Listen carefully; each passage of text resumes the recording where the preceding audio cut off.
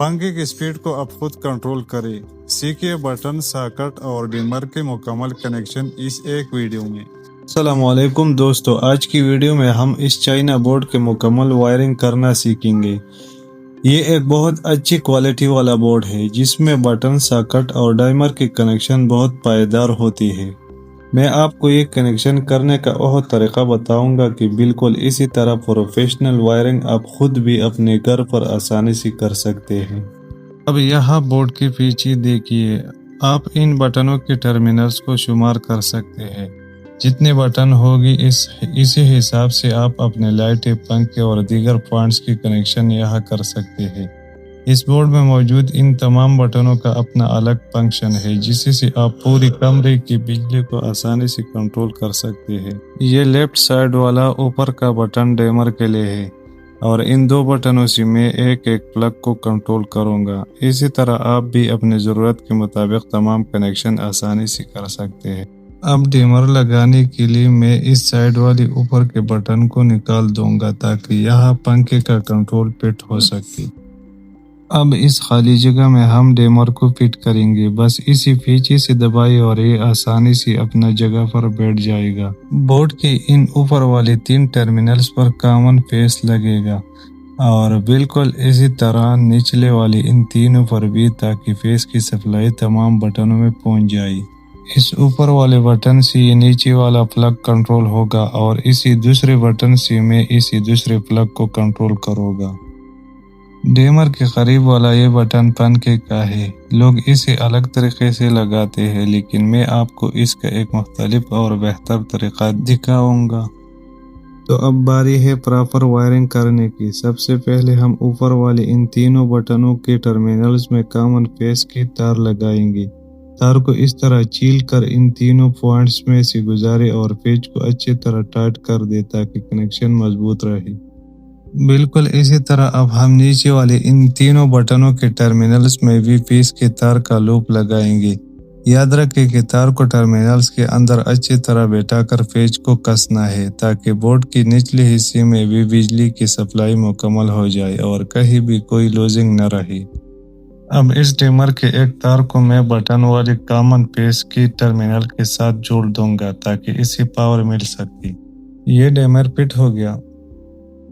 अब डिमर के तार बटन के निचले टर्मिनल में लगाते ही सर्किट मुकम्मल हो जाएगा और ऊपर वाले टर्मिनल से भी पंखे की सप्लाई बहाल हो जाएगी और ये कनेक्शन भी मुकम्मल हो गया। बटन के ऊपर वाले टर्मिनल से सप्लाई इस प्लग में जाएगी और दूसरे बटन से करंट नीचे दूसरे पॉइंट तक पहुंच जाएगा।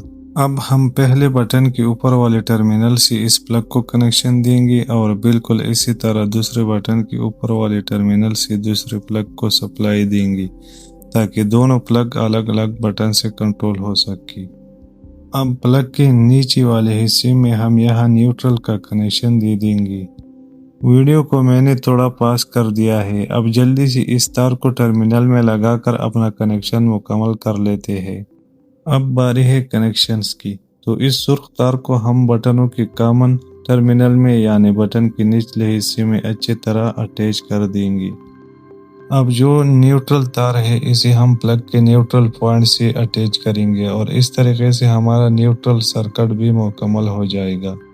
अब हम इस बोर्ड के साथ लाइव लाइटें लगाकर चेक करेंगे कि ये कमरे में किस तरह काम करती है।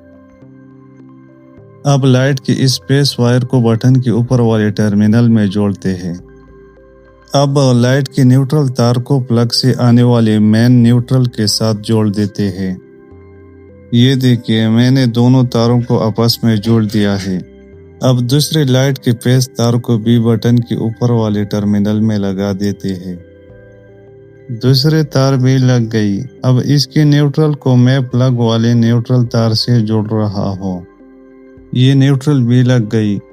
अब इस तीसरे लाइट की बारी है, तो इसकी फेस तार को मैं बटन के ऊपर वाले टर्मिनल में लगा रहा हूँ। चूंकि ये बटन पहले ही डिमर के साथ जुड़ा हुआ है, इसलिए मैं इस लाइट को बिल्कुल एक पंखे की तरह इस्तेमाल करूँगा ताकि इसकी रोशनी को कम या ज़्यादा किया जा सके।